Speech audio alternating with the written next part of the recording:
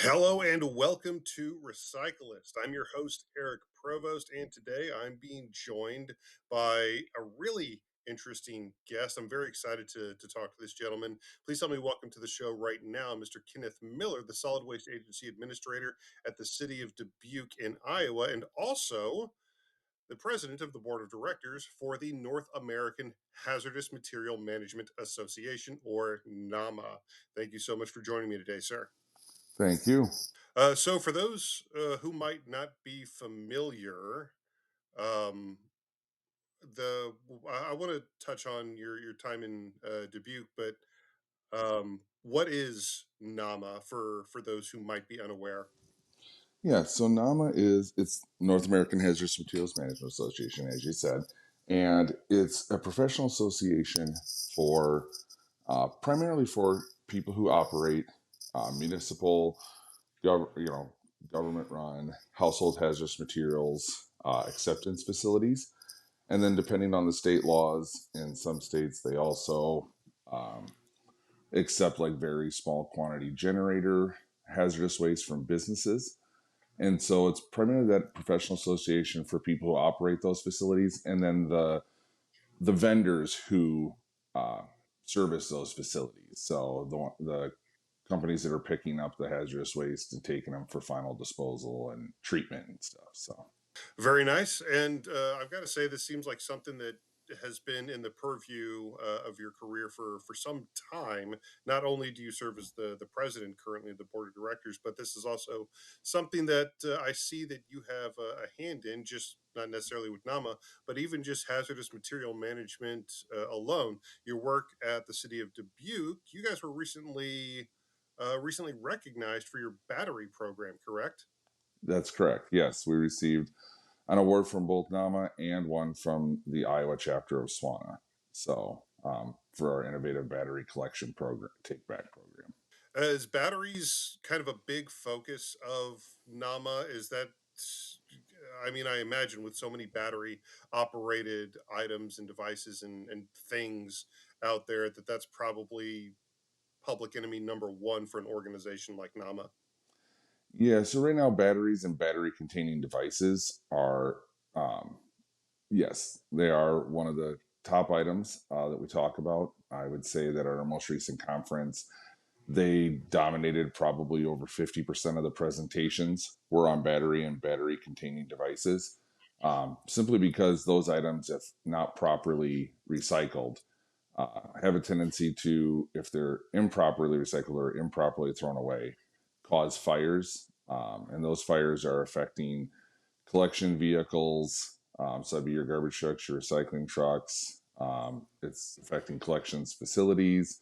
So landfills, recycling centers, you name it, they're all electronics processing facilities. They're all being affected by improperly disposed of batteries, especially items with embedded batteries and things that you would normally think of, like greeting cards having batteries in them. That if that Oh, battery yeah. if that battery gets compromised, and when we say compromised, usually it's by some mechanical system. So it ends up in a garbage truck, and when the garbage truck is packing that waste and the ram comes down, cracks that battery, and that's enough for it to cause a chemical reaction and then start a pretty large fire because there's a lot of fuel in recycling and other and waste, and so um, there's been a lot of insurance claims and stuff related to the loss of trucks, multi-million dollar damages to facilities, and so um, the focus of our battery program was to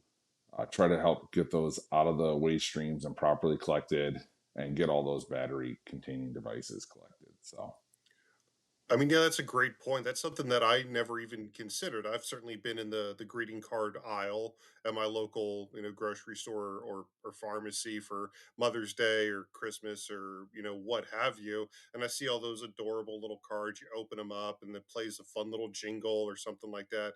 It honestly never occurred to me that yes, of course, those are being powered by internal batteries, which, like other batteries, fall victim to the same faux pas and fall victim to the same things that you're just talking about. Wow, that's I so when it comes to things like that, obviously greeting cards, I'm not going to be able to stop thinking about that now. But are there any other weird things that you find that people just don't even consider when it comes to batteries? Most things I feel like are pretty obvious, but something like that, and I imagine a couple other things just completely pass by people's notice. Are there any other things that stick out to you aside from the greeting cards that maybe people should be on the lookout for? Well, one of the biggest threats right now is from vape devices, because Got a it. lot of them are single use, and in a lot of states, because of the nature of nicotine being a P listed hazardous waste, there aren't easy take back programs available to manage those materials. And so, oftentimes, of course, those are ending up in the trash.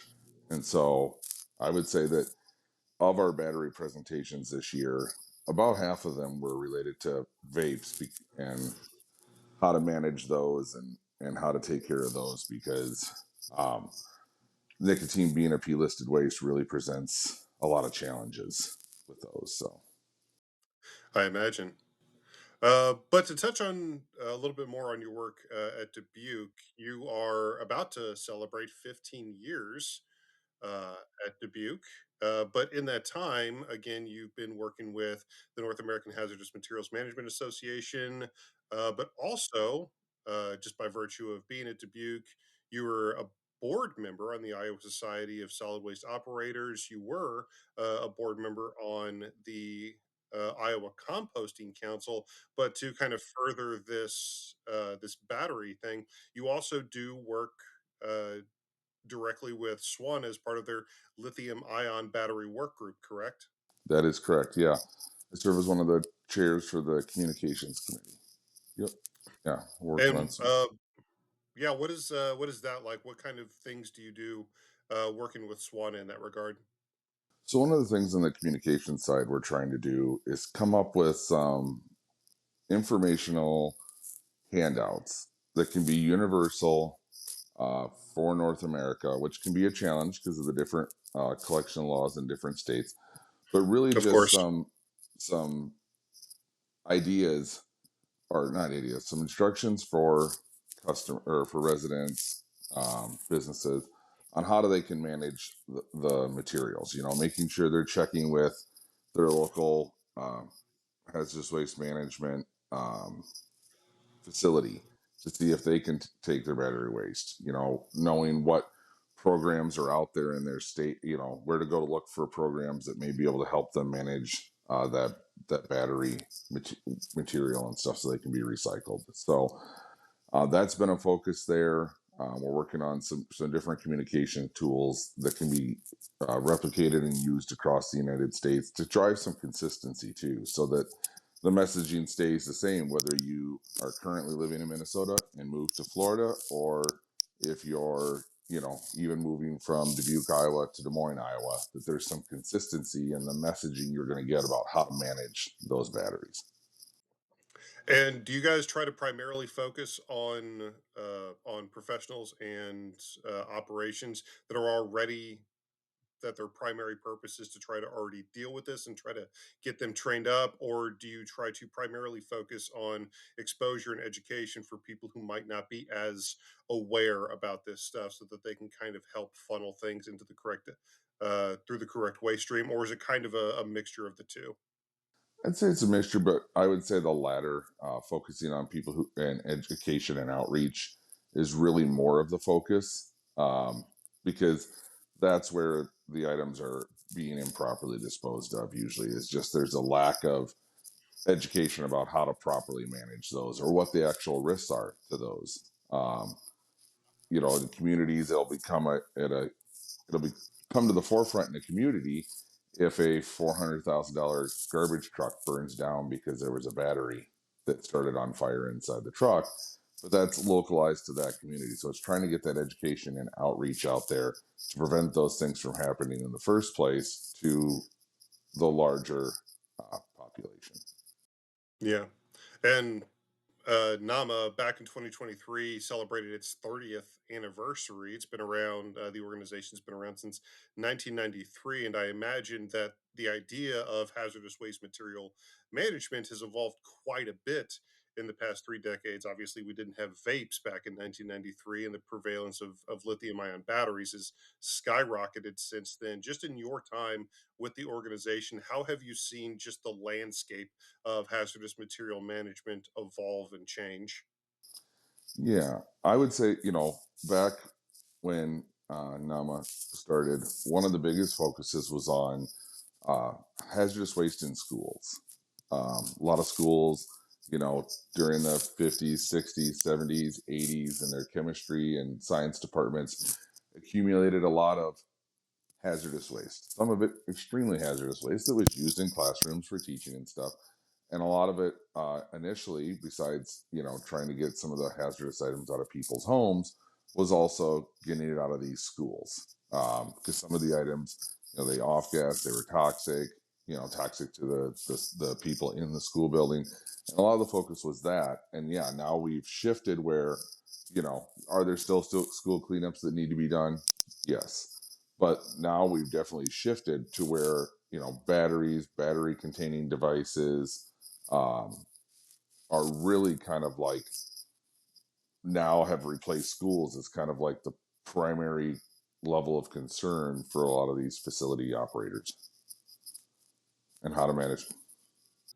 Yeah, when it comes to just the prevalence of batteries, what are some of the big key points that you try to hammer home for people? What are some of the big primary things that people need to know when it comes to not even the professional landscape, but just when it comes to the person to person, the individual consumer who is introducing these items into the waste stream? What's some of the biggest things that you would kind of impart to those people? Well, one of the things we're focusing on is the valuable rare earth materials that are in the batteries, Hmm. um, and the fact that if these items are properly recycled, that means we don't have to mine for those materials. A lot of those materials are not in the United States, and so they're imported here in these batteries, and then recycling them allows us to not have to rely on um, other countries for those materials that we need to power all the devices that we have in our homes. I mean, we had for the one of the awards we got, like our board chair for the Dubuque Metropolitan Area Solid Waste Agency said he counted 37 devices in his home that were powered by a battery before he did his interview for that. And so they're really all around us every day.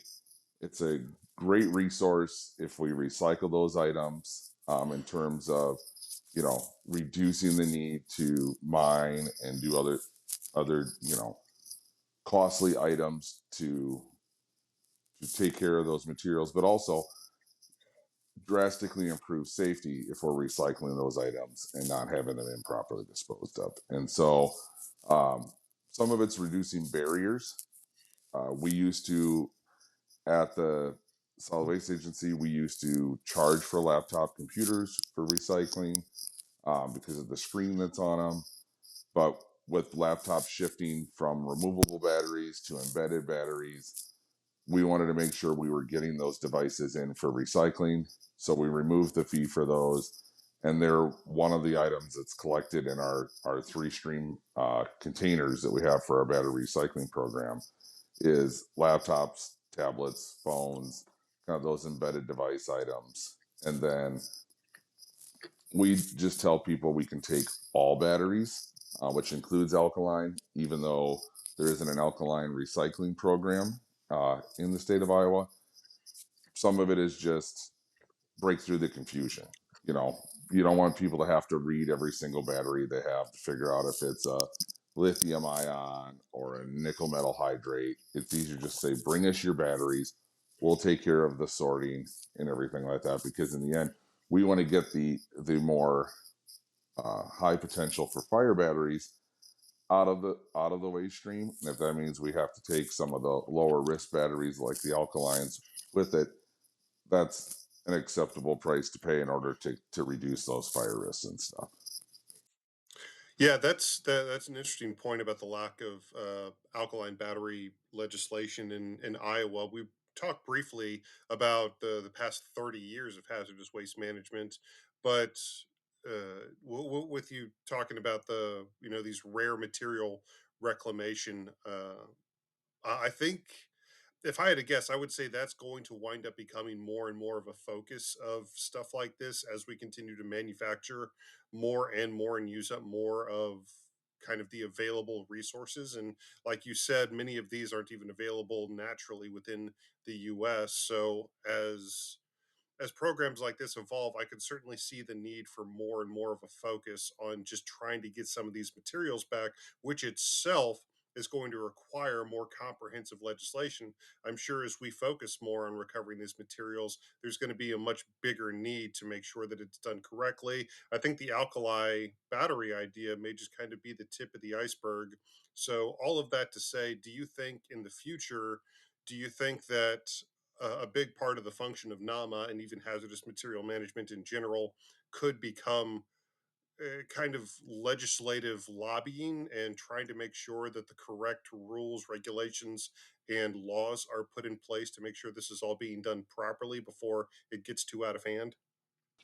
Yeah, so one of the we have an advocacy committee at NAMA that works on um, advocating for batteries is one of the primary things. Now they're working on supporting battery legislation in the various states, but also working with other organizations like the National Stewardship Action Council and the Solid Waste Association of North America on ways that we can collaborate on those issues because they're really issues that are at the core of what each of those organizations are trying to do is to drive some of that producer responsibility to manage those materials and increase the awareness so that we're not having those threats. So it's not just NAMA working on its own, but also collaboratively working with other organizations to really promote this across the country and try to get some uniformity and ensure that these items are properly managed at the end of their life and that there's a plan before they're even released to the market about how they're going to be managed at the end of their life. Is there anything that you guys are keeping your eye on specifically in terms of legislation coming down the pipeline, either federally or from any of the states? Um, there's several states that are working on different types of legislation. Iowa is trying to upgrade its battery law right now. Um, Several other states have just recently passed some battery laws. One of the challenges, especially when it comes to battery containing devices like vapes, is with getting legislation passed, is that there's a tax angle to it.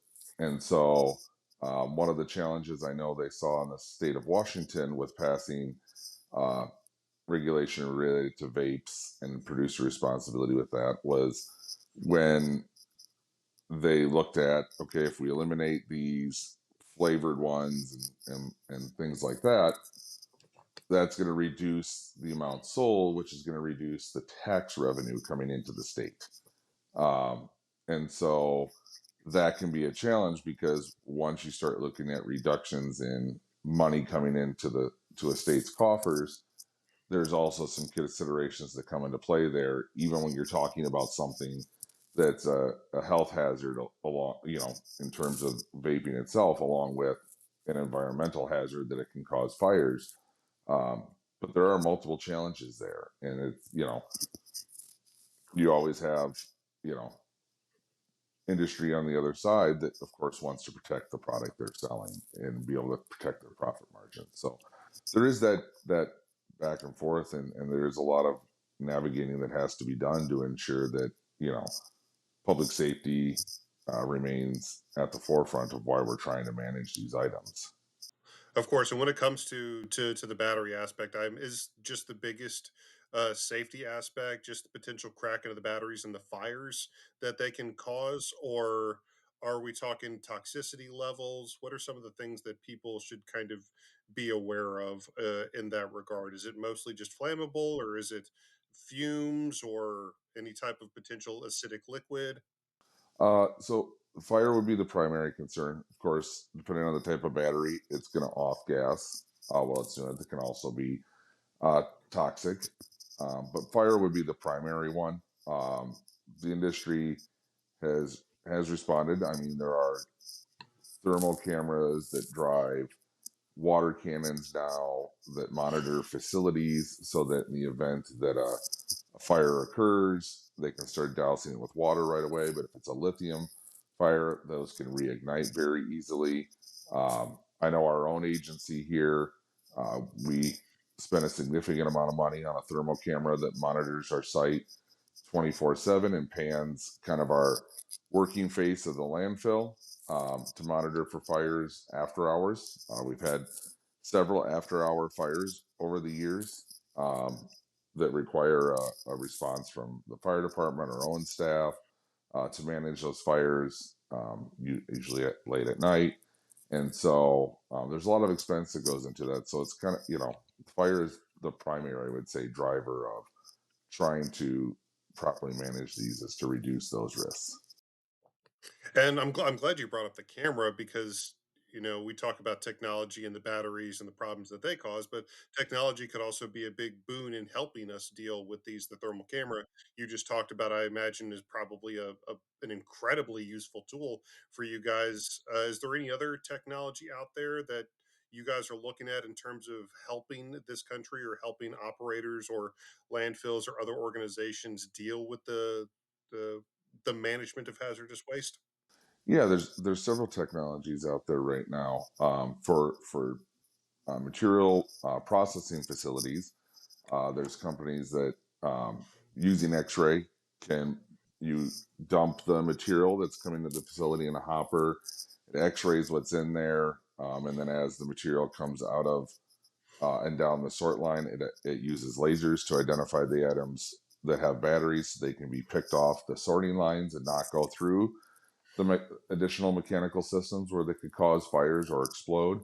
Um, there's companies out there that are working on products for managing the battery weight material when it comes in, to be able to better properly sort it, manage it, and send it off to processors. So it's less volatile when it goes off to those processors. So that's like wet shredders that'll shred the battery containing devices and separate the battery material from, say, the plastic and metal casings and things like that. So there are definitely a lot of exciting technologies coming right now.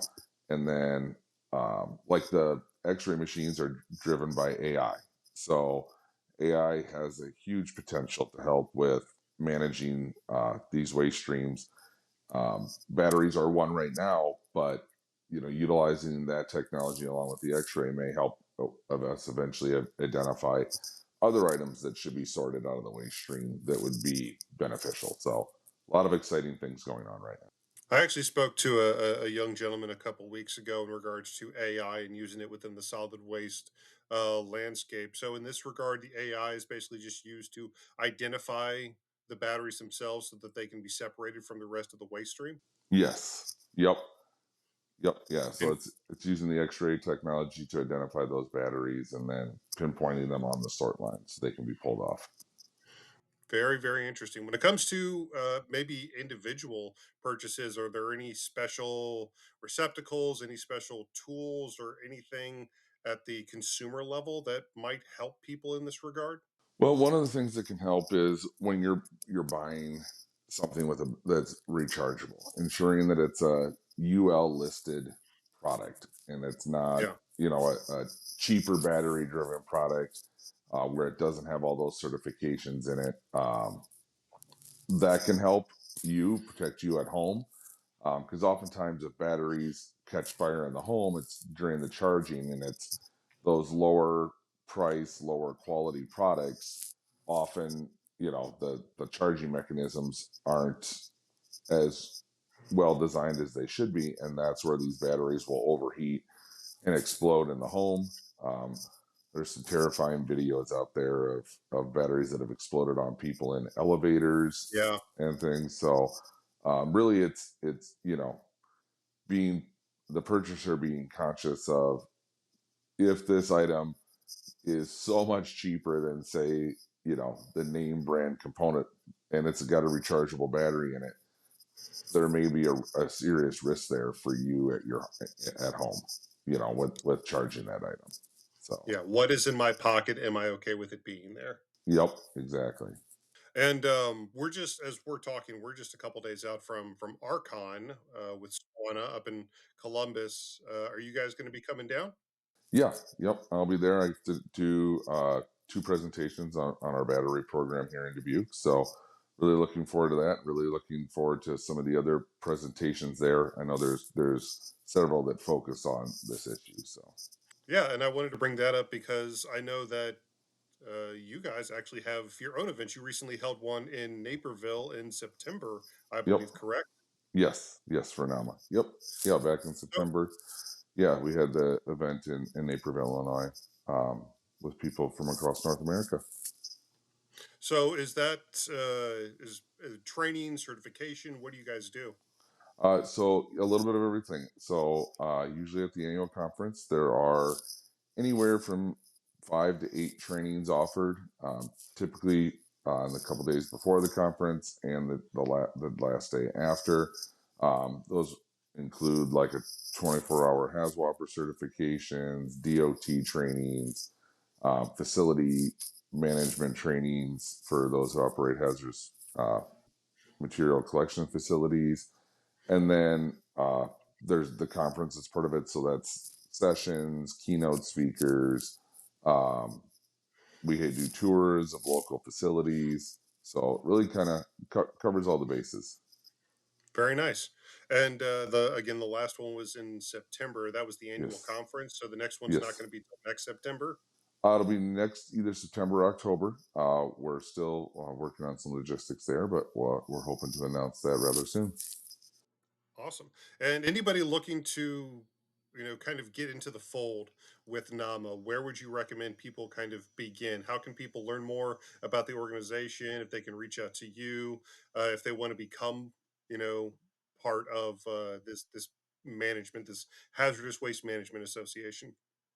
So they can visit uh, nama.org. So that would be a good place to start, or follow us on LinkedIn. Would be another great place to start learning more.